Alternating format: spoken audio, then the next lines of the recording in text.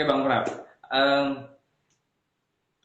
seperti kita ketahui bahwa penerapan social distancing, kemudian apa namanya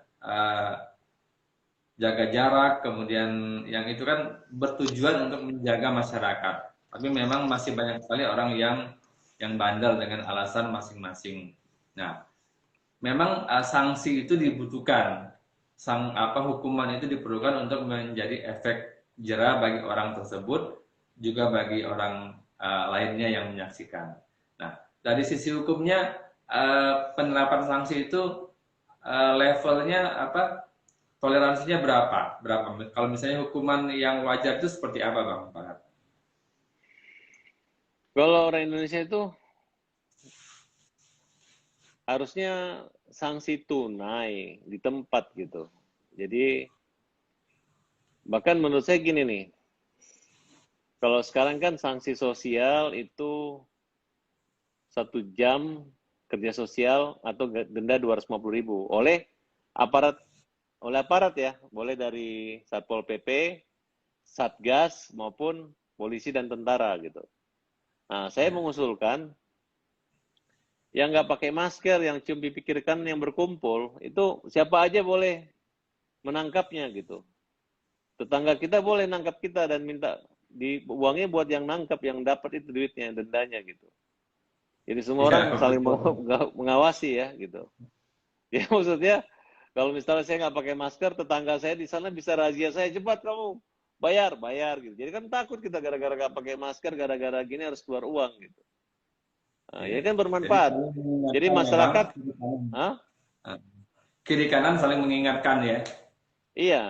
Jadi kalau tukang parkir itu kan dibatasi kamu hanya boleh daerah sini. Ya, jadi kalau ini tukang pengawas masker, masker seluruh masyarakat Indonesia yang menemukan siapa yang nggak pakai masker, siapa yang kumpul dan lain-lain, boleh menangkap, boleh menangkapnya, tapi harus tidak boleh sembarang loh, nggak boleh main hakim sendiri.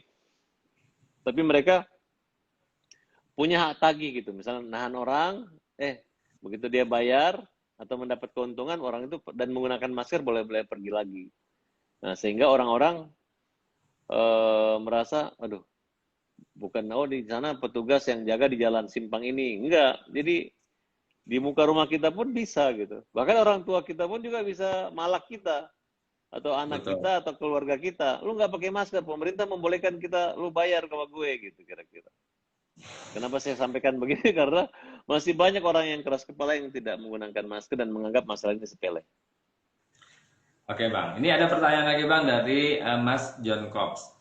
Dia bertanya, apakah peraturan yang saat ini terkait PSBB sudah tepat dalam pelaksanaannya? Apakah Tepat, sanksi masih perlu ditambah? tepat khususnya buat pertokoan ya yang dilarang itu mereka takut tuh dengan sanksi sampai 150 juta. Mereka betul-betul nggak berani gitu. Akhirnya mereka buka sedikit ketahuan didatangin. Mereka sudah tepat dengan angka 150 juta buat tempat usaha. Nah, buat masyarakat kerja sosial sudah sangat tepat gitu. 1 jam 250.000 sampai 4 kali sampai 1 juta rupiah. Jadi Tapi mudah-mudahan bisa menjadi efek jerah ya Bang. ya kan gampang banget. Pakai masker, jaga jarak, maksimal mungkin tidak keluar rumah dan berada di rumah gitu. Ini kan luar Hmm. biasa sekali sebenarnya, mudah gitu.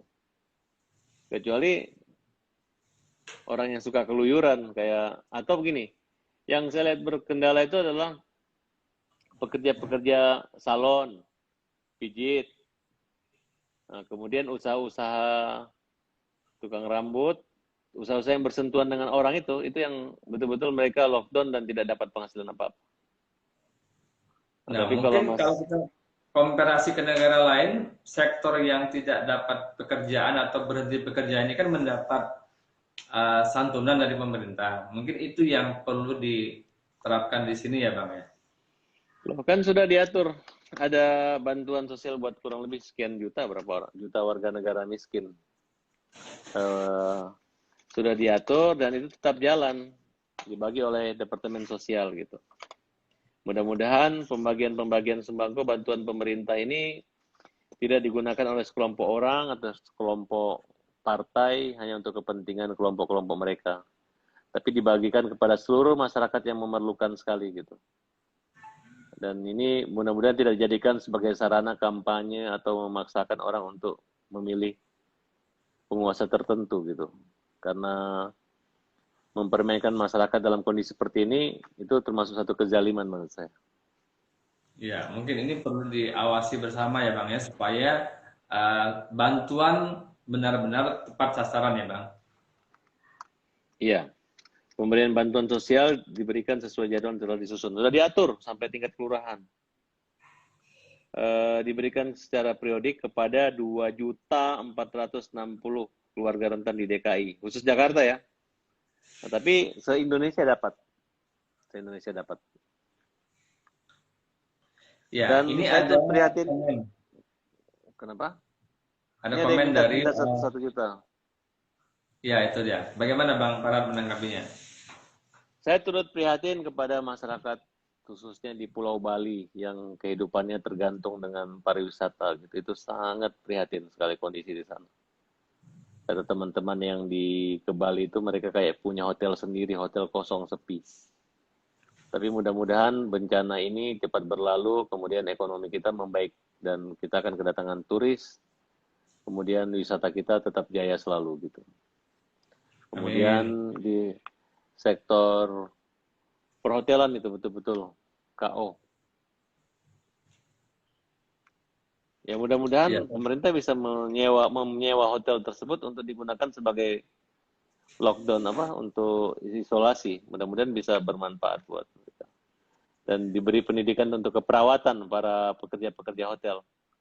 Dan apapun yang terjadi mereka harus bisa berjuang dan mengorbankan sampai nyawa pun gak ada masalah untuk kondisi bangsa yang saat ini. Dan pemerintah juga memberi penghargaan buat suster-suster maupun dokter yang meninggal kemarin ya. Pengumuman di Istana Negara itu sangat luar biasa.